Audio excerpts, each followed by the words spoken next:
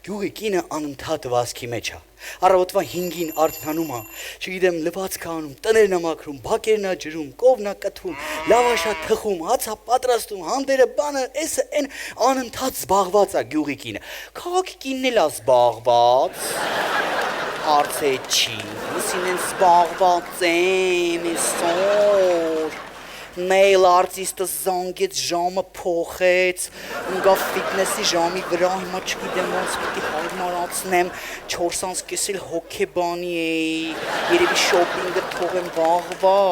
շունիկիս էլ խոստացել էի տանեի գրումինգի, մազիկները երկարին, շանը խոստացել է, դուք հասկանում եք։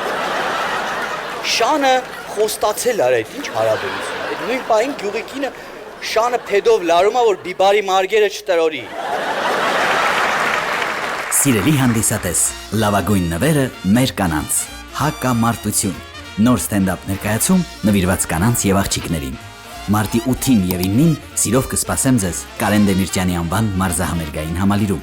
Շտապեք ձեռք բերել ձեր տոմսերը։